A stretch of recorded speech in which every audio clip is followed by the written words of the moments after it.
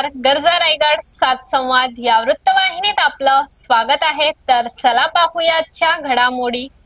हुंडा नाकारणारा स्वाभिमानी आगरी समाज, मुलीच्या आयुष्यातील सुंदर स्वप्न अधुरेच राहून जाते। हुंड्याच्या अट्टासापायी तिचं जीवनच उद्ध्वस्त होऊन जातं। गेल्या 16 मे पासून प्रसार माध्यमावर एकच विषय आहे, तो म्हणजे वैष्णवी हगवणे आत्महत्या आणि हुंडा प्रकरण। आज आपण महासत्तेच्या दारात असताना हुंड्यासाठी या पुरोगामी महाराष्ट्रात दिवसाला 32 महिलांना त्रास सहन करावा लागतो। असे असतानाच या कोकणपट्टीमध्ये असा एक समाज आहे जो हुंडा घेतही नाही आणि हुंडा देतही नाही। विवाहित स्त्रियांचा छळ कमी व्हावा या उद्देशाने 22 मे 1961 या दिवशी देशात हुंडाबळी कायदा अस्तित्वात आला। हुंडा विरोधी कायद्याला 60 वर्ष पूर्ण होत असताना देखील महाराष्ट्रात दरवर्षी अंदाजे 300 विवाहितांचे बळी जात असल्याचे वास्तव आहे आणि हे भयान वास्तव शाहू फुले यांचा वारसा सांगणाऱ्या महाराष्ट्राला काळीमा फासणारा आहे। हुंडा देणे आणि घेणे कायद्याने गुन्हा असला तरीही हुंड्यासाठी अजूनही विवाहितांचे बळी जात आहेत, हे लाजिरवाणे आहे। हुंडा हा एक सामाजिक शाप आहे। आज मितीस देशात 60 ते 70% लग्नांमध्ये हुंडा पद्धत सुरू असताना अभिमान वाटतो की स्वतःच्या कर्तृत्वावर विश्वास असणारे स्वाभिमानी निलोभी आगरी समाज हुंडा पद्धत नाही। आगरी माणूस लग्नात कधीही हुंडा देत नाही व हुंडा घेतही नाही। या उलट हुंडा मागणे हेही हीन व कमीपणाचे मानले जाते। अशा लोकांना समाजामध्ये कधीही मान सन्मान मिळत नाही। अशा लोभी माणसांच्या घरात मुलगी देण्यापेक्षा लेक घरात अविवाहित राहिली तरी चालेल असा निर्णय घेतो। स्त्रियांबद्दल सदैव आदरभाव ठेवणाऱ्या आगरी समाजामध्ये कधी कधी मुलीकडील आर्थिक बाजू कमकुवत असेल तर प्रसंगी मुलाकडील मंडळी त्यांना आर्थिक मदत करतात। लग्नासाठी काही बाबींवर मोजकेपणाचा स्वतः आग्रह करतात। एकीकडे हुंड्यासाठी सुनेला छळणारी प्रसंगी जाळणारी सासू देखील स्त्रीच असते। हे बोलणारी एक स्त्री, दुसऱ्या स्त्रीचा सन्मान ठेवणारी स्त्री फक्त आगरी समाजातच पाहायला मिळते।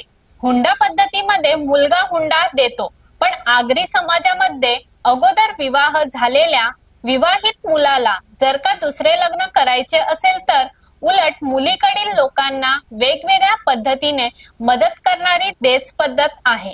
आईच्या निधनानंतर तिजोरीची चावी बायकोकडे दिली जाते। मातृसत्ताक आगरी समाजाबद्दल समाजामध्ये स्त्रियांचा सन्मान ठेवला जातो। मुळात आगरी माणूस हा समाधानी आहे, दुसऱ्याकडून तो कधीच कसलाही अभिलाषा बाळगत नाही। आगरी समाजाचा लग्न कार्य म्हणजे इव्हेंट नसून एक संस्कार असतो। 3 दिवस चालणाऱ्या या कार्यात पुरोहित म्हणून धवलारीन काम करते। आगरी समाजात खूप दागिने घालण्याची प्रथा आहे।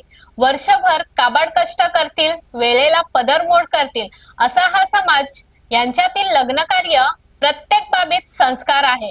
मग मुहूर्ताची हळद असो, पाटा सारणे असोत, रात्रीचे वडे करणे असोत, हळदीला हमखास या समाजात रात्रीच्या वेळेस गरीबातील गरीब माणूस सुद्धा येणाऱ्या पाहुण्यांना मटणाची मेजवानी देतो। लग्न कार्यात देखील नवऱ्या मुलाला त्यांच्या पसंतीचे फक्त कपडे घेतले जातात, तर नवरी मुलीला देखील तिच्या पसंतीचे कपडे घेतले जातात।